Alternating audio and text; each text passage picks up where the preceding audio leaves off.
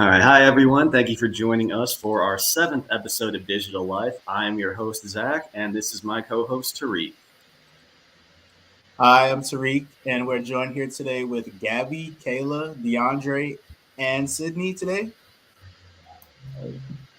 All right. Thank you all for joining us. And anyone who is watching, don't feel free to comment. You might just get your question answered in the Q&A, but please specify which guest you're directing it at. All right, let's get started with a quick introduction. So I'm going to ask each of you where you attended school, what you studied, and to tell us a bit about your current role. Let's start with Sydney. Hi, everybody. My name is Sydney, and I attended Eastern Michigan University, and I majored in public relations. This fall, I am going to start grad school at Eastern Michigan University, and I am pursuing a master's in integrated marketing communications. I work at Black Girls Code as a digital marketing specialist. And Black Girls Code is a not for profit that is dedicated to building pathways for young Black girls to embrace the current tech marketplace. My role is to generate plans that align with Black Girls Code's business strategy and to optimize their digital footprint through social media, through SEO, SEM, their website, as well as email marketing.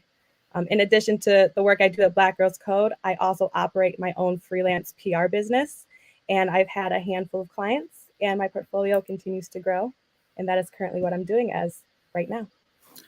Okay, I might have to hear more about that PR business later on. Let's move on to Gabby next. Hi, I'm Gabby. So I went to Eastern Michigan University. I got a BBA in marketing. Then I moved to MSU, and I'm actually still currently working on a Master of Science in Marketing Research and Analytics. Only one semester left. And in my current role, I'm at Career Now Brands. I work as a paid media analyst. And basically, I manage Facebook and Google Ads. And I use data to drive our decision making and help shape our strategy on those platforms. All right, that sounds great. Now we'll do DeAndre next. Cool. Hey, everyone. My name is DeAndre Hicks. I graduated from Eastern Michigan University with my bachelor's in marketing. And then I moved on to pursue my MBA at University of Michigan Dearborn.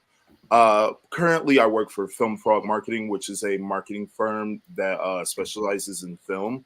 And there I'm a digital media strategist. So I work with social media and email from the strategy stage all the way up to execution. All right, great. Yeah, film marketing kind of sounds fun.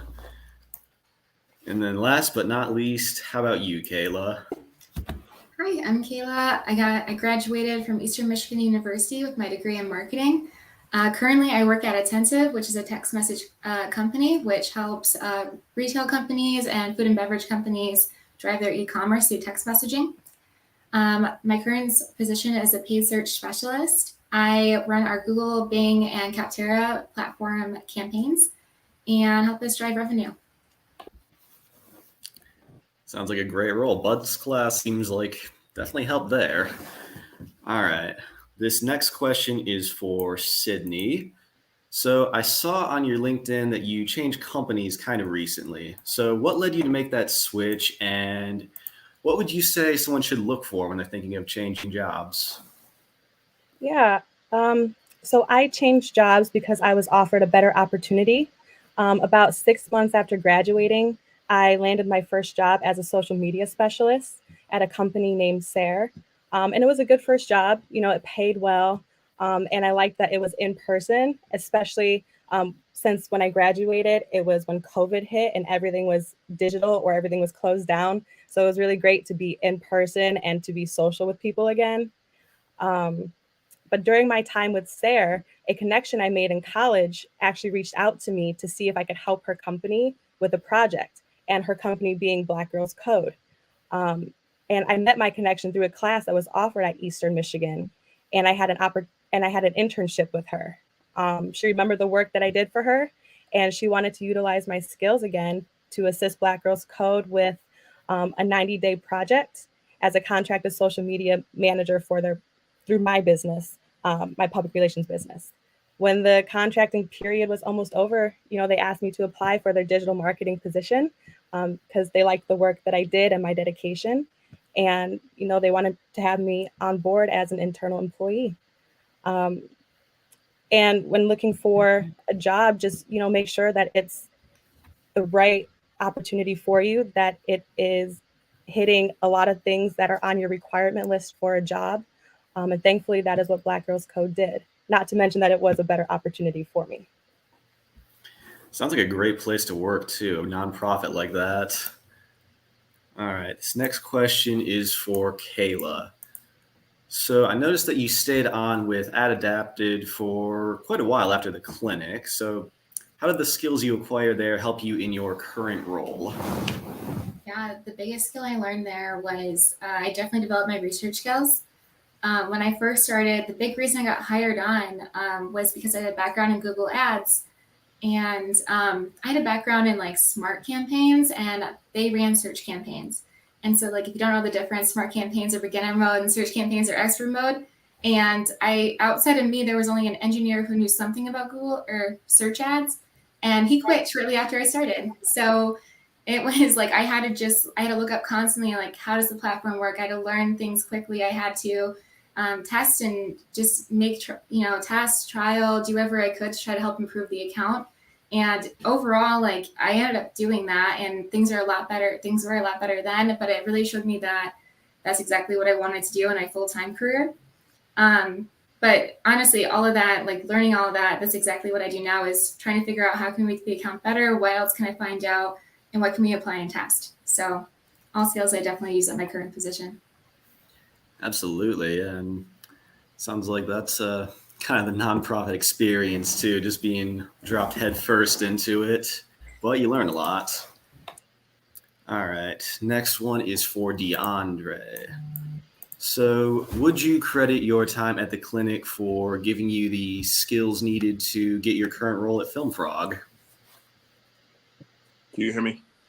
Yeah, you're good. Perfect. I would say 100%. So when I did my summer clinic role, not only did I work with social media, but I also worked with email, and that was pretty much one of my earliest hands-on experience with that digital marketing space. Like up to that point, it was more lead generation and more face-to-face direct things as opposed to in the digital world. So the clinic was definitely kind of like my introduction into digital marketing. That was something that I wanted to pursue after the clinic, when I completed the clinic, I should say. And from there, it pretty much became this thing where I said, okay, I want to just go head first into that world and learn as much as I can and get as much experience as possible. So while I was still in school, I took a couple more positions, a couple more internships until I got my role like a month before graduation. So it definitely set me up for success in this current role. Sounds like perfect timing there, but yeah, no, it's, if nothing else, it's a great stepping stone for her starting your career. All right, this one is for Gabby. So it looks like you received a promotion at Career Now Brands last year. What would you say most helped to get that new role at the company? Yeah, good question. I'd say probably what helped me most is being very vocal about my accomplishments. So like Kayla said, like a lot of testing is involved.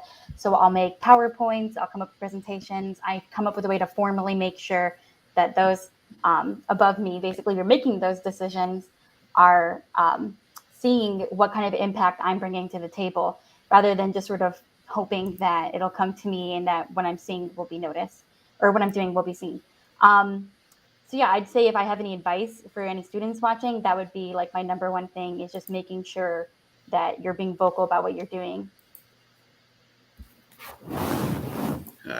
Yeah, absolutely. And that's like a good piece of advice in and out of the clinic. Just express what you want. All right, so those are all the questions from me that we have time for. So I am going to turn it over to Tariq now for our Q&A. All right, I'm gonna pull up some questions for the Q&A, and the first question comes from Bud Gibson, and it says, "Give this a second to load." For all the panelists, are you working remote or in person? What do you see as the pluses and minuses of both? And for this question, we'll start with Gabby and work our way on. Cool. Yeah. I'm working remote right now. I'll say like a big plus is that I don't have to commute. So like that's really, saving gas, saving time is a huge, huge plus. And then I'd say the minus is that I don't get as much of that face-to-face time with everybody in the office, like including some of the higher ups. So to kind of like return to what I was saying before, like you have to capitalize on those moments when you do see those people in meetings or like be very vocal on Slack. It's like a little bit less convenient and like natural. Um, but yeah, remote. Great answer. Now we'll turn the question over to Kayla. Yeah, I work remote. It pluses. I am very much a morning person, so I just enjoy more of my morning and hang out at home. Plus, when I'm done, my roommate gets home, so we get to hang out right after. So kind of a plus. Downside, my team does all work on the Pacific Coast, so definitely don't get to see them as much because obviously we're not in person or even in the same time zone. But on the bright side, I get to work whatever hours I want. So, pluses and minuses. Sounds great. All right, and next we'll roll over to DeAndre. So I am 100% remote. Actually, my agency is based in Dallas, and I still live in Michigan. We have team members all around the country, so like Texas, Michigan, North Carolina, some in California as well, and it's obviously like a plus because I get to wake up and I'm right there and I'm able to work and and with the nature of our agency and our working style, we're super autonomous. So it's very easy to when you're in office and when you have a bunch of meetings, it's very easy to get caught behind in your work. So I don't have to worry about that. But one of the downsides about working from home is, sometimes you have that urge to like pick up and start working whenever in the day, and that that work life balance is like such an important thing. So especially now that we've pretty much all have been forced to work from home throughout this pandemic. So I believe that's like probably the most difficult part about working from home is like figuring out like how to unplug from work, but it definitely has its benefits as well. Yeah, I can definitely say that's a bit of a challenge for me as well. And finally, we'll move to Sydney. So my current position is remote, but my previous position was in person. So there are definitely pros and cons to both. I personally prefer to work from home. The pros for working from home for me are that with the job I have, I'm able to create my own schedule. So if I wanted to start super early in the morning, I could. If I wanted to start midday, or if I wanted to start at 5 o'clock at night, I could, as long as I meet my deadlines and get the work done.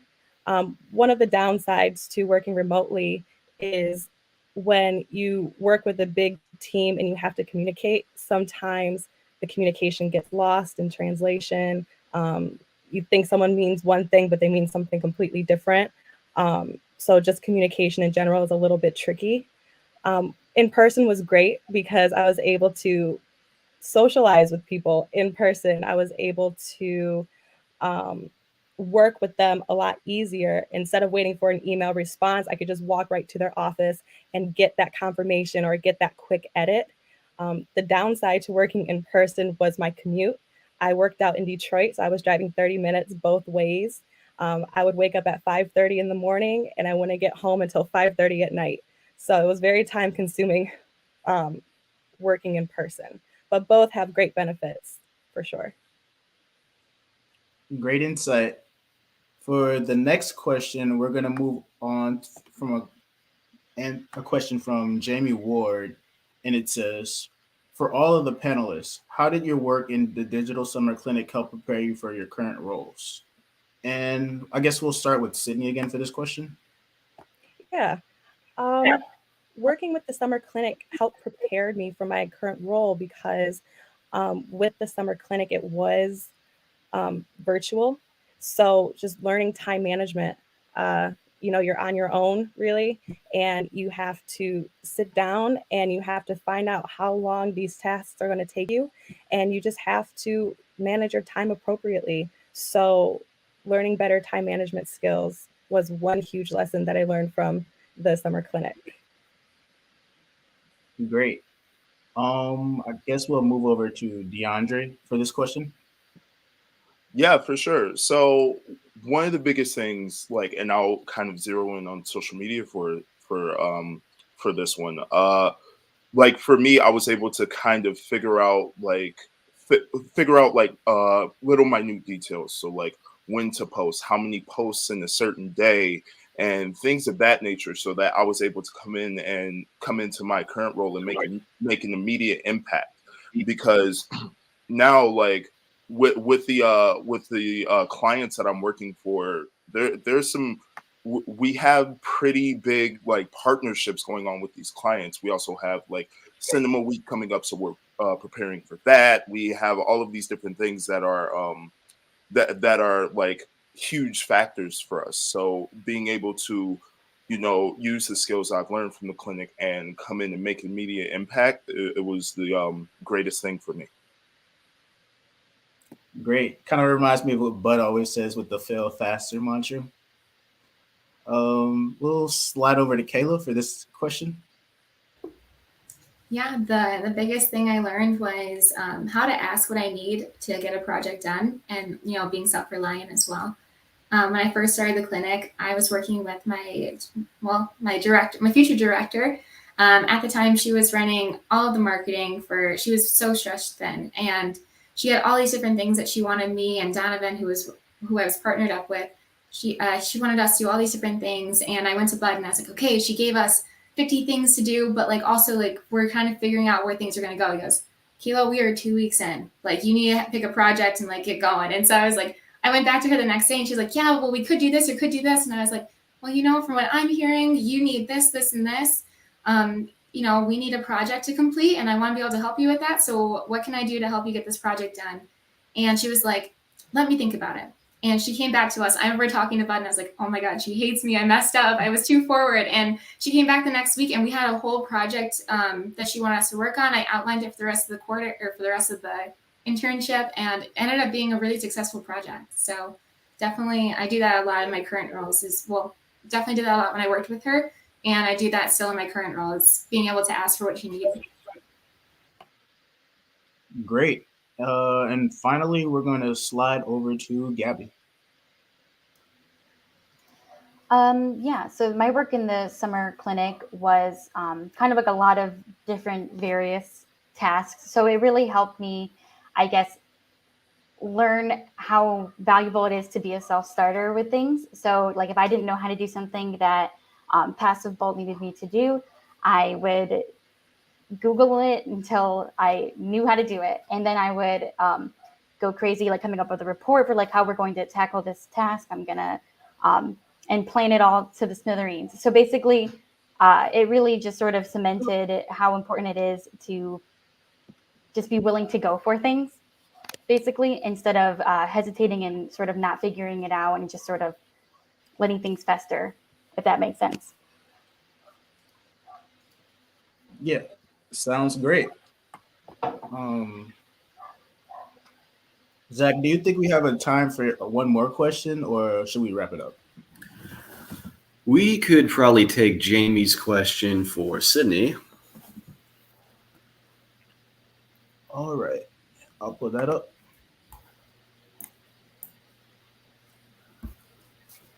Sydney, can you tell us more about your PR clients and some tips for students who may want to do consulting work? Yeah, definitely. Thank you for asking that question.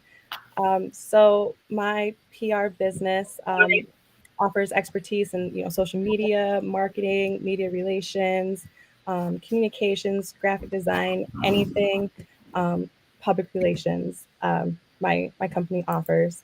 And some of the clients that I've worked with other nonprofits. I've also worked with a political candidate, authors, business owners, and I've also worked with artists. So my clients are kind of all over the place, which is something that I actually really like because I want to be a well-rounded PR professional. So I want to work with all different types of clients and just to have all of those in my portfolio. Um, some tips that I can give you is that your time is very valuable. Um, I would have consultations with people, and they would be hour-long consultations, and then they would choose to not go with my services. And so I decided to start charging for my consultations. And with that consultation charge, they can use that towards the services that they need from me. So that way, if they don't choose to go with my service, at least I get paid for that time that I spent researching their company and creating like a strategic plan for them. So yeah, guys, just your time is valuable. Make sure you know that and you own that. Thank you for the advice. And with that, we'll wrap up the Q&A, and I'll pass it over to Zach. All right. I want to thank everyone again for watching Digital Live. Be sure to apply at digitalsummer.clinic. There's a banner here, and there will be a clickable link for that in the comments. Thank you all for being here with us. It was great to meet you all. Great to have you on. And be sure to check out our Eventbrite for upcoming events. Here's another banner for that one. There will also be a clickable link for that. We have a webinar coming up with Spark tomorrow. And our last episode airs next Wednesday, April 13th at 6 p.m. We are going to have Melissa Thrasher on. She is the Director of Media Relations at EMU. And she's going to talk about how PR has shifted with the rise of remote work. All right, don't miss that one. It's going to be a good one. All right, thank you all and have a great night.